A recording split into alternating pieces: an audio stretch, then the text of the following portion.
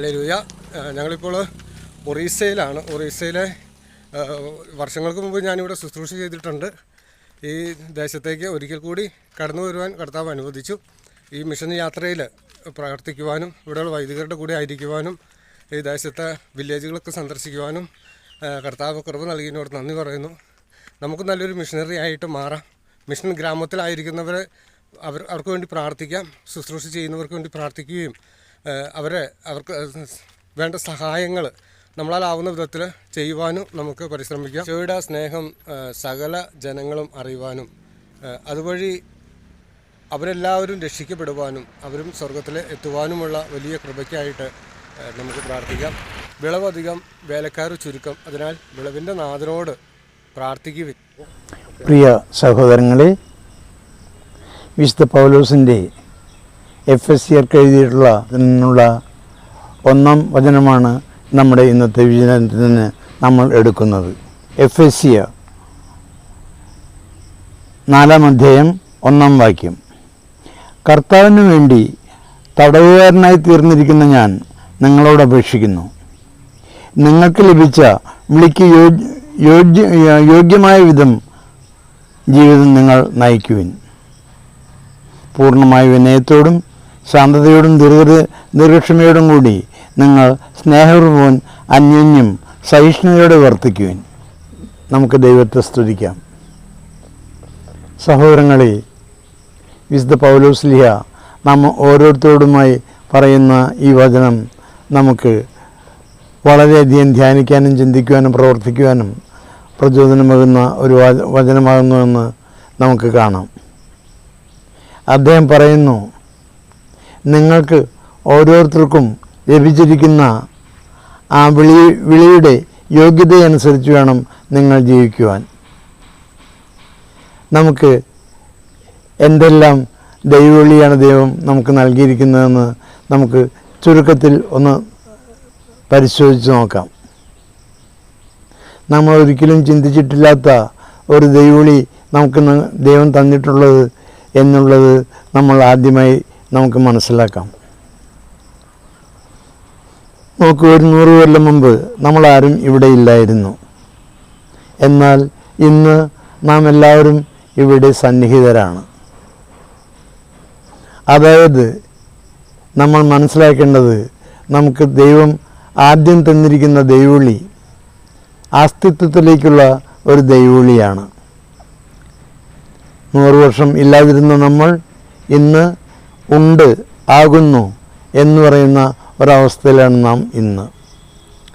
അതുകൊണ്ട് ഇംഗ്ലീഷിൽ നമ്മൾ പറയുന്നത് existence is the first call that God has given each one of us.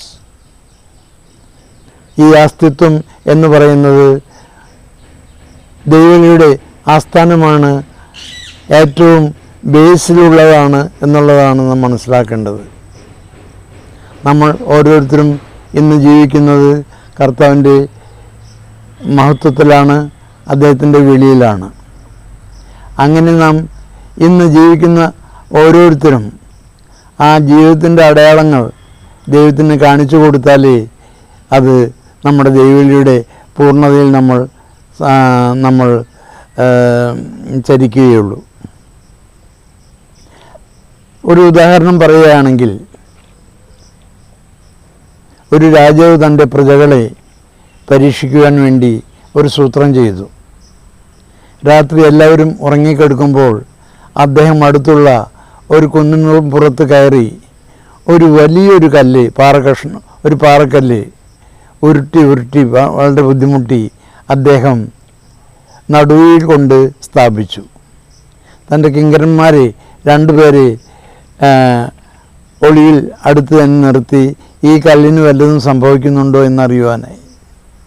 നേരം വെളുത്തു. അപ്പോൾ ആളുകൾ ആ വഴിയിൽ കൂടി വരുവാൻ തുടങ്ങി. വരുന്നവരെല്ലാം വഴിയുടെ നടുക്ക് ഇട്ടിരിക്കുന്ന ഈ വലിയ പാറയെ കണ്ട് അവർ വഴിമാറി അങ്ങോട്ട് പോവുകയാണ്. അങ്ങനെ ഉച്ചയും കഴിഞ്ഞു. 4 മണിയോടുകൂടിയാണ് ഒരു കർഷകൻ ആ വഴിക്ക് വരുന്നത്. അദ്ദേഹത്തിൻ്റെ ഉൽപ്പന്നങ്ങൾ വിൽക്കുവാൻ പോവുകയായിരുന്നു.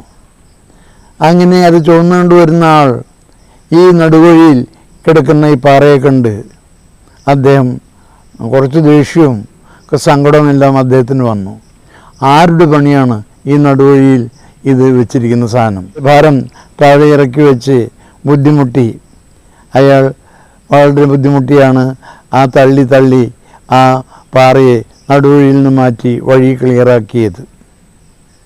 അദ്ദേഹത്തിൻ്റെ ഭാഗ്യത്തിൻ്റെ ലക്ഷണം എന്നവണ്ണം ആ പാറയുടെ അടിയിൽ ഒരു കിഴിയുണ്ടായിരുന്നു, രാജാവിൻ്റെ ഒരു എഴുത്തും.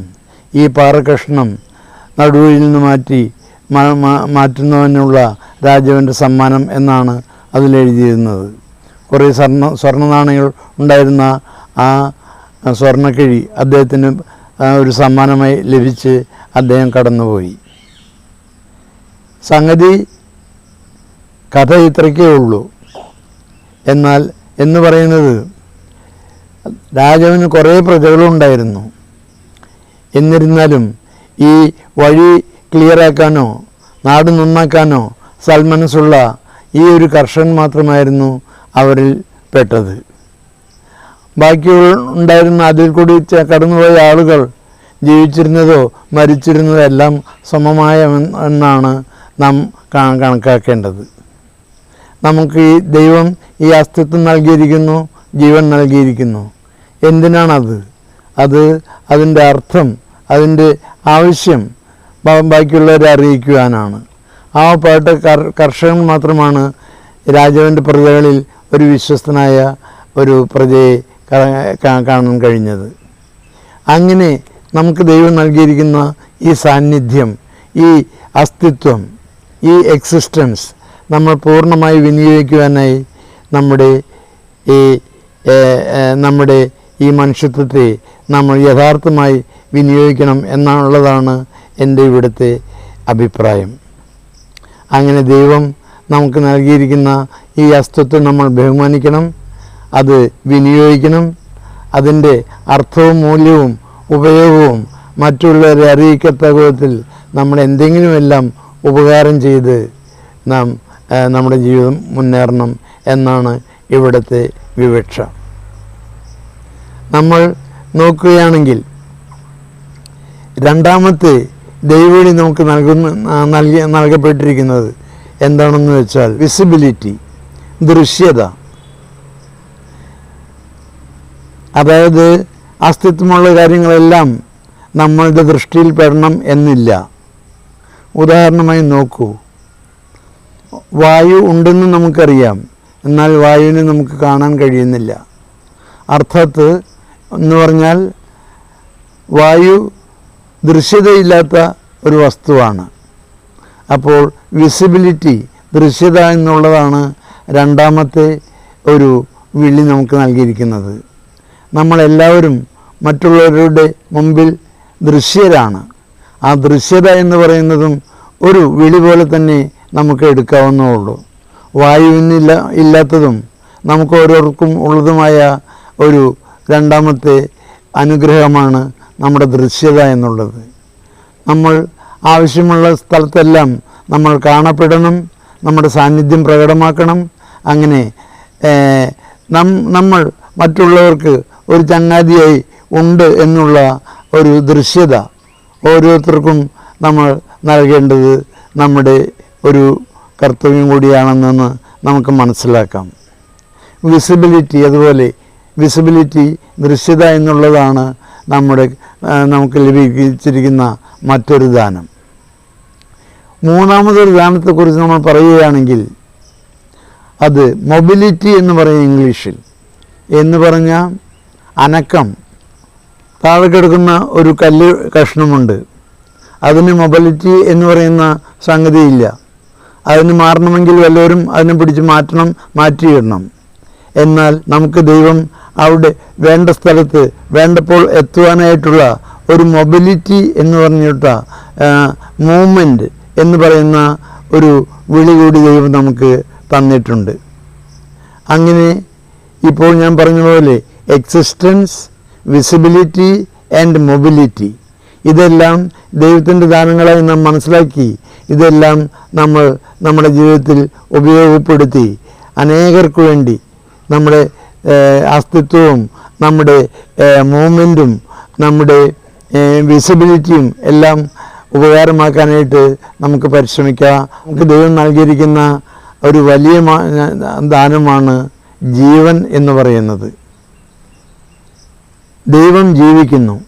ദൈവത്തിൻ്റെ ഫണ്ടമെൻ്റൽ ഗുണം എന്ന് പറയുന്നത് ജീവനാണ്. ദൈവം ജീവനാണ്.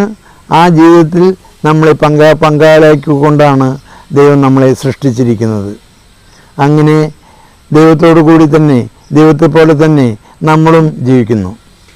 അങ്ങനെ ആ ജീവൻ എന്ന് പറയുന്നത് നമുക്ക് രണ്ട് മാത്രത്തിൽ നമുക്ക് കണക്കാക്കാവുന്നതാണ്. അതായത് ഒന്ന് ബയോളജിക്കൽ ജീവൻ, ബയോളജിക്കൽ ലൈഫ്. അത് എല്ലാ പ്രാണികൾക്കും എല്ലാ ജീവജന്തുക്കൾക്കും പൊതുവായി ദൈവം നൽകിയിരിക്കുന്ന ഒരു ജീവനാണ് ബയോളജിക്കൽ ലൈഫ് എന്ന് പറയുന്നത്. ജീവൻ്റെ മറ്റൊരു സ്റ്റേജ് ബയോഗ്രഫിക്കൽ ലൈഫ് എന്നുള്ളതാണ്. അതായത് മനുഷ്യൻ വെറും മറ്റു ജന്തുക്കളെ പോലെയുള്ള ഒരു ജീവജാലമല്ല. മനുഷ്യൻ്റെ ആ ജീവന് ഒരു പ്രത്യേകതയുള്ളത് അദ്ദേഹത്തിന് ചരിത്രം സൃഷ്ടിക്കാം എന്നുള്ളതാണ്. അതുകൊണ്ട് ബയോളജിക്കൽ ലൈഫിനു പുറമേ ബയോഗ്രഫിക്കൽ ലൈഫ് എന്ന് പറയുന്ന ഒരു ജീവിതത്തിൻ്റെ അധികാരി കൂടിയായാണ് ദൈവം നമ്മെ സൃഷ്ടിച്ചിരിക്കുന്നത്. നമുക്കറിയാം, ഒരു തവളക്കുഞ്ഞ് ജനിക്കുന്നു, ജീവിക്കുന്നു, മരിക്കുന്നു, പോകുന്നു. അതിനെക്കുറിച്ച് ആരും അറിയുന്നുമില്ല, പറയുന്നുമില്ല. അതിനുണ്ടായിരുന്നത് കേവലം ഒരു ബയോളജിക്കൽ ലൈഫ് മാത്രമാണ്, ശാരീരിക ജീവനം മാത്രമാണ് ഉണ്ടായിരുന്നത്. എന്നാൽ ഈ മദർ തെരേസ ഇന്ന് ജീവിക്കുന്നില്ലെങ്കിൽ കൂടെയും, മരിച്ചുപോയ മണ്ണായി എങ്കിൽ കൂടെയും നമ്മളെല്ലാവരും സ്മരിക്കുകയാണ്. അത് അദ്ദേഹത്തിൻ്റെ ബയോളജിക്കൽ ലൈഫ് ഉണ്ടായിരുന്നുകൊണ്ടല്ല, അദ്ദേഹത്തിൻ്റെ ബയോഗ്രഫിക്കൽ ലൈഫ്, അദ്ദേഹം ജീവിച്ചിരിക്കുമ്പോൾ ചെയ്തിട്ടുണ്ടായിരുന്ന ആ നല്ല ചെയ്തികളെക്കുറിച്ചുകൊണ്ട് സ്മരിച്ചുകൊണ്ടാണ് ആ ബയോഗ്രഫിക്കൽ ലൈഫിൽ കൂടി നാം ആ വനിതയെ നാം ഓർക്കുന്നതും സ്മരിക്കുന്നതുമെല്ലാം. അങ്ങനെ ദൈവം തന്നിരിക്കുന്ന വലിയ ദാനങ്ങളിൽ ഒന്നാണ് ഈ അദ്ദേഹത്തിൻ്റെ ജീവൻ തന്നെ നമുക്ക് നൽകി അനുഗ്രഹിച്ചിരിക്കുന്നത്. ഈശോ നമ്മോട് പറഞ്ഞു, ഞാൻ ജീവൻ നൽകാനാണ് വന്നിരിക്കുന്നത്, ജീവൻ അതിൻ്റെ പൂർണ്ണതയിൽ നൽകാനാണ് ഞാൻ കാക്ഷിക്കുന്നത്.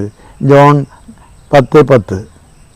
അപ്പോൾ ദൈവം തൻ്റെ ജീവൻ നമുക്ക് നൽകിയിരിക്കുന്നത് അതിൻ്റെ പൂർണ്ണതയിൽ എത്തിക്കുവാനായിട്ടാണ് ഈശോയെ നമ്മുടെ ഈ ഭൂമിയിലേക്ക് അയച്ചത്. അങ്ങനെ നോക്കുമ്പോൾ ദൈവം നമുക്ക് തന്നിരിക്കുന്ന വെളികളെക്കുറിച്ച് നോക്കുമ്പോൾ നമ്മൾ കണ്ടു നമ്മുടെ അസ്തിത്വം, നമ്മുടെ വിസിബിലിറ്റി, നമ്മുടെ മൊബിലിറ്റി, നമ്മുടെ ജീവൻ. ആ ജീവനെ പൂർണ്ണമാക്കുവാനായി തൻ്റെ പുത്രനെ അയച്ച് നമ്മെ സഹായിച്ചു. നമ്മുടെ അടുത്ത ദൈവവിളി എന്താണെന്ന് വെച്ചാൽ, നമ്മളെ ജീവൻ മാത്രം നൽകി ആയിരിക്കുന്നതല്ല, ഒരു മനുഷ്യൻ ആയി നമ്മെ സൃഷ്ടിച്ചിട്ടുണ്ട് ദൈവം. ആ മനുഷ്യത്വം എന്ന് പറയുന്നത് ദൈവത്തിൻ്റെ വലിയൊരു ദാനമാണ്. ദൈവം നമ്മെ സൃഷ്ടിക്കുന്നതിന് മുമ്പ് പറഞ്ഞിട്ടുള്ള വാക്യം നമുക്കറിയാം, നമുക്ക് ഇനി നമ്മുടെ സദൃശ്യത്തിലും രൂപത്തിലും നമുക്ക് മനുഷ്യനെ സൃഷ്ടിക്കാം എന്ന് പറഞ്ഞുകൊണ്ട്. അങ്ങനെ ഈ ദൈവത്തിൻ്റെ ഏറ്റവും മഹത്തമായ സൃഷ്ടിയായ ദൈവത്തിൻ്റെ തന്നെ സ്വരൂപത്തിൽ സൃഷ്ടിക്കപ്പെട്ടിരിക്കുന്ന ഈ മനുഷ്യ രൂപത്തിലാണ്, മനുഷ്യപ്രകൃതിയിലാണ് നമ്മെ ഓരോരുത്തരെയും വിളിച്ചിരിക്കുന്നത്. അതുകൊണ്ട് നമ്മുടെ ദൈവവിളി എന്താണെന്ന് വെച്ചാൽ, മനുഷ്യനായുള്ള ദൈവവിളി ആദ്യം നമ്മൾ മനുഷ്യത്വത്തിലേക്ക് വളരണം. നമ്മൾ ഒരു വിശുദ്ധയോ അല്ലെങ്കിൽ ഒരു സന്യാസിനിയോ മറ്റോ ആവുന്നതിന് മുമ്പ് ആദ്യം തന്നെ നമ്മുടെ മനുഷ്യത്വമാണ് നമ്മൾ തിരിച്ചറിയേണ്ടത്. മനുഷ്യത്വം തിരിച്ചറിയുക എന്ന് പറഞ്ഞാൽ മനുഷ്യൻ മനുഷ്യനെ അറിയുന്നു. മനുഷ്യനെ അറിയാത്ത ആൾ മനുഷ്യനാണെന്ന് നമുക്ക് പറയുവാൻ ബുദ്ധിമുട്ടായിരിക്കും. അങ്ങനെ നമ്മുടെ ദൈവം നൽകിയിരിക്കുന്ന ഈ മനുഷ്യത്വത്തെ നമ്മൾ ബഹുമാനിച്ചുകൊണ്ട് ദൈവത്തിൻ്റെ രൂപത്തിലും സൗകര്യത്തിലും സൃഷ്ടിക്കപ്പെട്ട നാം ആ തൻ്റെ മനുഷ്യത്വ പ്രകൃതിയിൽ ജീവിക്കുവാനും വളരുവാനുമായി നമ്മൾ പരിശ്രമിക്കേണ്ടത് നമ്മുടെ ഓരോരുത്തരുടെയും കടമയാണ്. മനുഷ്യനായി സൃഷ്ടിച്ചതിന് പുറമേ നമുക്ക് ദൈവം തന്നിരിക്കുന്ന വലിയ ഭാഗ്യമാണ് ദൈവസന്താനമായി ആകാനുള്ള ദൈവസന്താന പദവി നൽകിയിരിക്കുന്ന ആ ഒരു കാര്യം വലിയൊരു ദൈവവിളിയാണ്. നമ്മളുടെ യോഗ്യത കൊണ്ട് അല്ല ദൈവം നമ്മെ ഇങ്ങനെ ആക്കിയിരിക്കുന്നത്.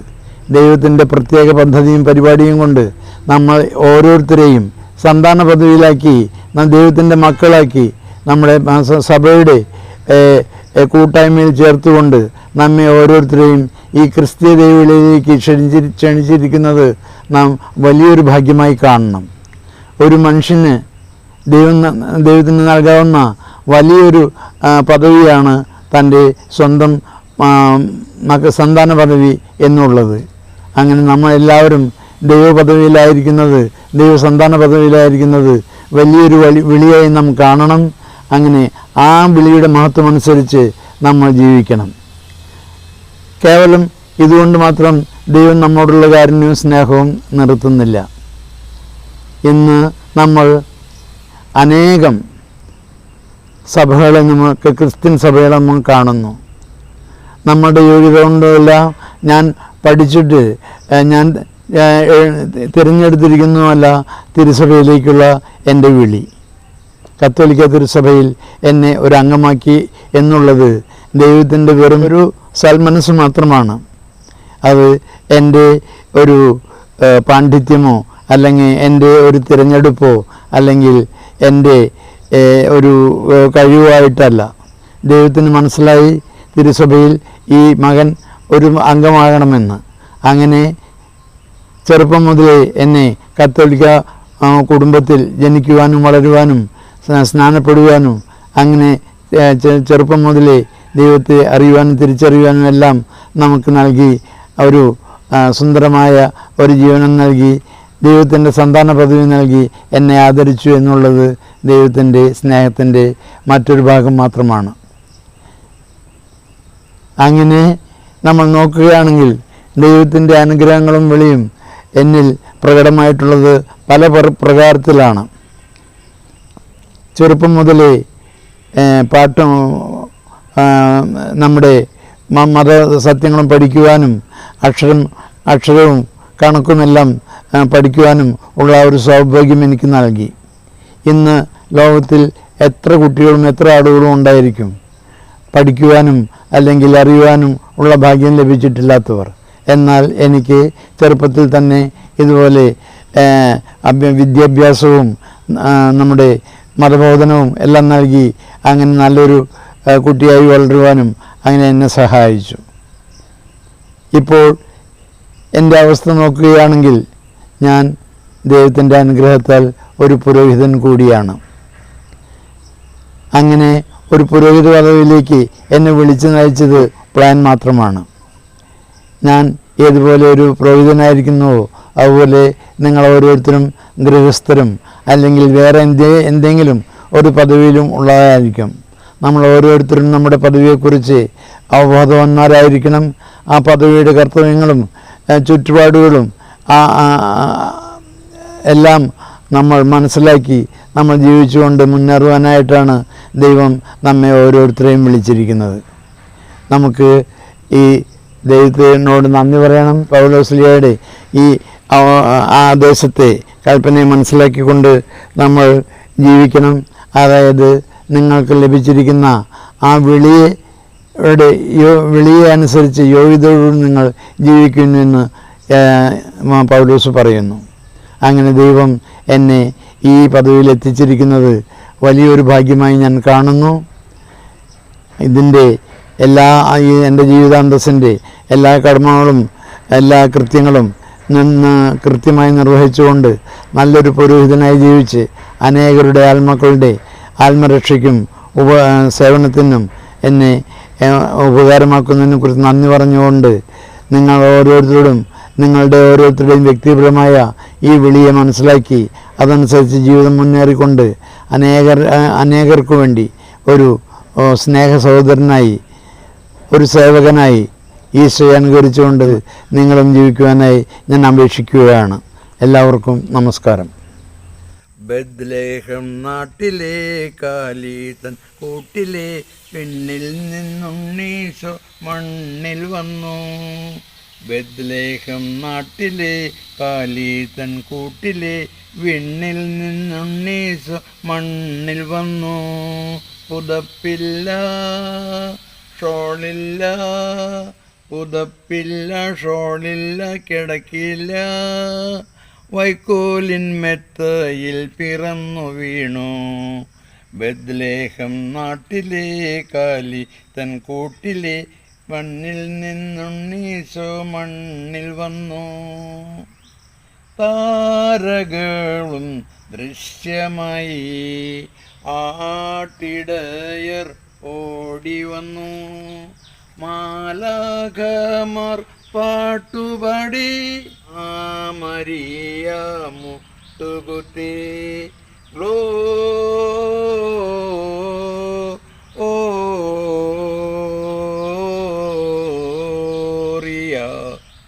ദൈവത്തിന് സ്തുതി.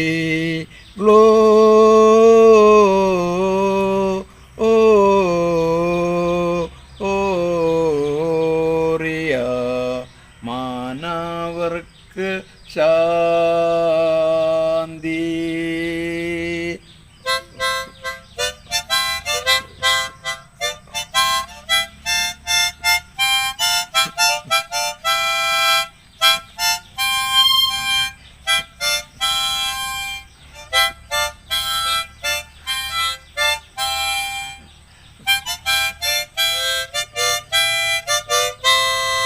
ലേഹം നാട്ടിലെ കാലി തൻ കൂട്ടിലെ വിണ്ണിൽ നിന്നുണ്ണീശോ മണ്ണിൽ വന്നു. പുതപ്പില്ല ഷോളില്ല, പുതപ്പില്ല ഷോളിൽ കട്ടിലില്ല, വൈക്കോലിൻ മെത്തയിൽ പിറന്നു വീണു. ബദ്ലേഹം നാട്ടിലെ കാലി തൻ തോട്ടിലെ വിണ്ണിൽ നിന്നുണ്ണീശോ മണ്ണിൽ വന്നു. കാക്കകളും പാട്ടുപാടി കാ കാ, കുയിലുകളും ഏറ്റുപാടി കൂ കൂ. അണ്ണാൻ കണ്ണൻ്റെ പൂമ്പാട്ട് ചിക്ക് ചിക്ക് ചും ചിക്ക് ചിക്ക് ചും. അണ്ണാൻ കണ്ണൻ്റെ പാട്ട് ചിക്ക് ചിക്ക് ചും ചിക്ക് ചിക്ക് ചും. ആട്ടുകുട്ടിയുടെ മേലാട്ട് മേ മേ. ഇന്നിൻ്റെ ഈ സന്തോഷത്തിൽ ആനന്ദിക്കാം, നമുക്കാരാധിക്കാം, നമുക്ക് സ്തോത്രം പാടാം, ഹല്ലേലൂയ പാടിടാം. ഇന്നിൻ്റെ ഈ സന്തോഷത്തിൽ ആനന്ദിക്കാം, നമുക്കാരാധിക്കാം, സ്തോത്രം പാടാം. ഉണ്ണീശോ ഉമ്മ ഉമ്മ ഉമ്മ. Praise the Lord.